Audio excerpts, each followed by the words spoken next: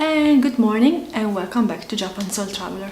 Today I will talk to you again about Tokyo because in fact in something more than 2 weeks I will be again in Japan and I will be in Yokohama, so quite close to Tokyo, and I start to feel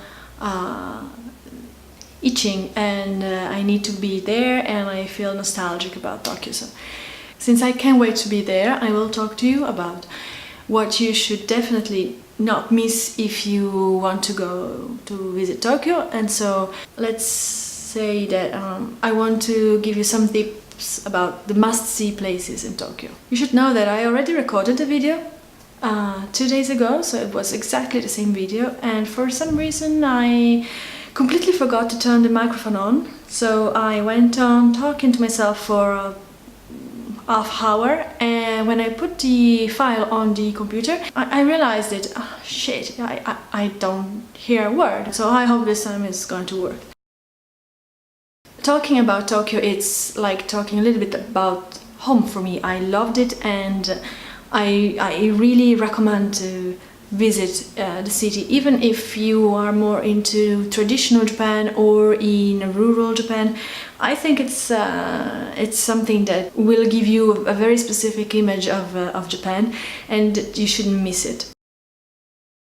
So when you are there, and it's actually a huge city, and you know it's one of the biggest metropolis in the world, of course you will have a lot of tourist information and travel books that will tell you what to do and where to go, and of course there are a lot of information and a lot of suggestions that you can follow, but for me there were some specific spots. Some of them are very touristic, very popular and very crowded, so maybe you are not that much into them, but still you can give it a try.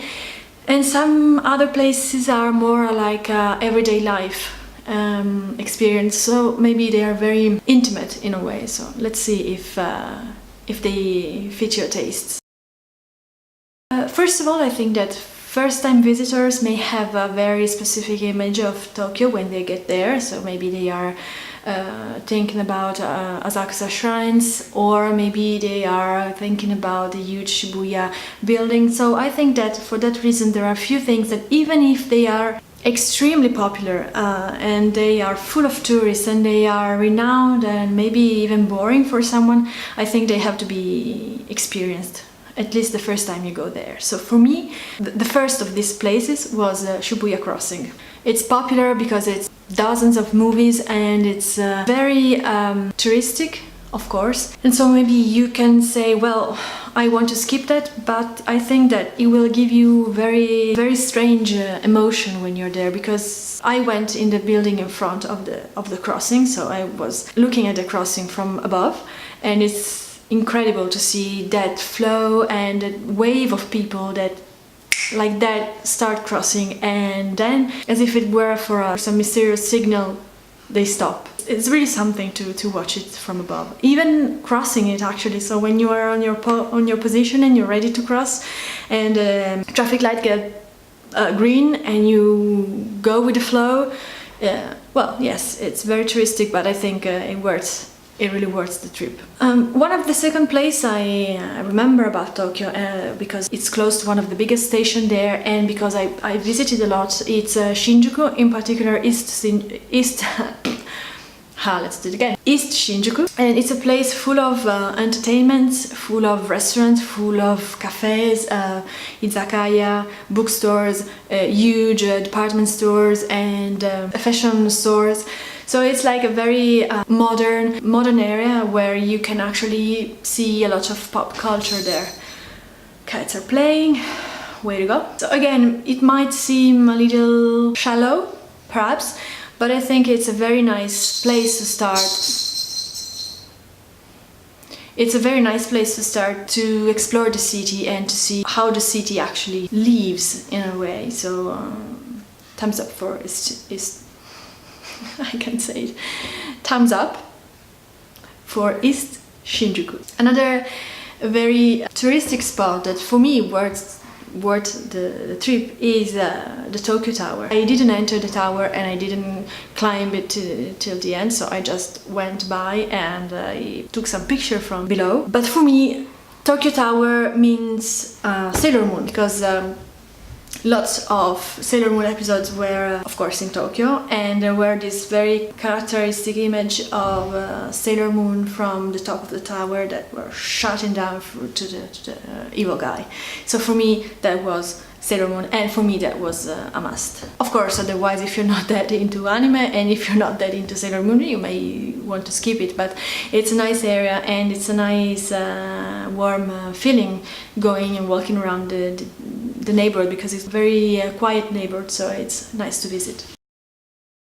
On the most specific place for me, so the must places for Tokyo, except this very touristic area, well, I will start from a very renowned place again, so this is very, yes, popular, touristic and renowned, and again, it's not for everyone probably, but it's Akihabara. Akihabara is the heart of manga, anime, game geeks, and if you go there, you are literally entering a new dimension and you are in a new town. It's weird. It's weirdness in its widest sense, and that's why I think it's not for everyone, but that's also the reason why I think that even if you are not that into manga, you may want to lose a day or early afternoon there to have a look at how it works, because it's full of manga shop and bookstores and game centers, electronics place. Go there, enjoy the place, even if it's weird for you, and go back to normal after that.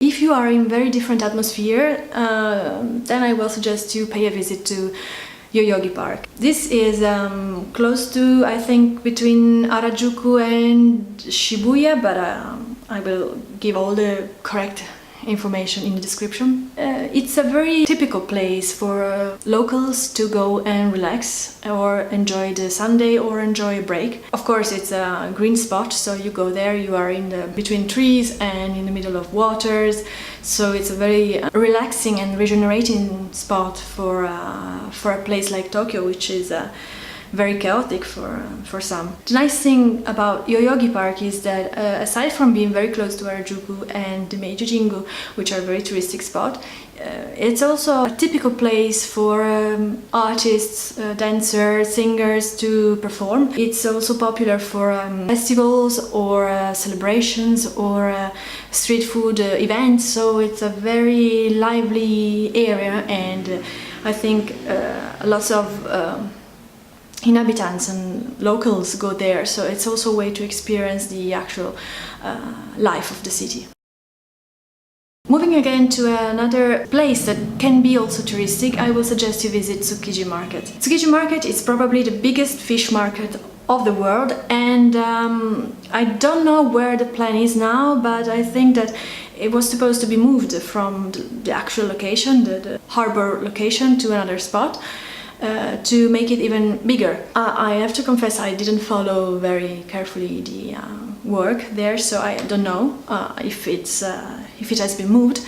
However, it's something that is very particular of the city, and I know that a lot of people try to skip it because it's a hard experience, but if you have time and if you want to wake up early in the morning and you can accept a little blood, it's a very unique experience.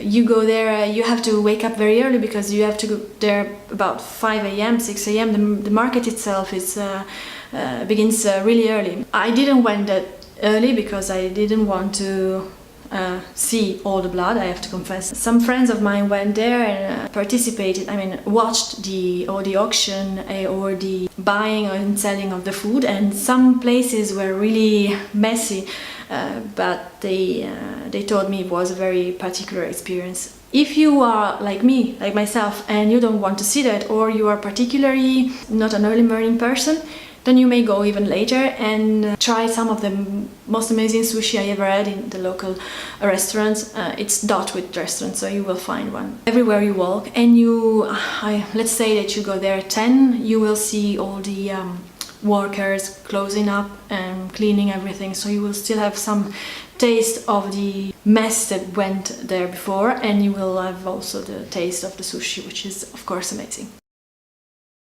A place that is quite controversial, and for Japanese people in particular, often raises lots of disputes and argument is Yasukini Jinja. This is a Shinto shrine located in the heart of Tokyo, so very close to the Imperial Palace, Chiyoda-ku, and it is renowned because of the very abundant polemics about war generals and soldiers that were enshrined here and in a way deified. Of course, this is a very delicate topic because war generals were actually considered war criminals after the end of the war, World War II. So it's very unusual to have them enshrined in a temple, in a shrine. So it's a very delicate question.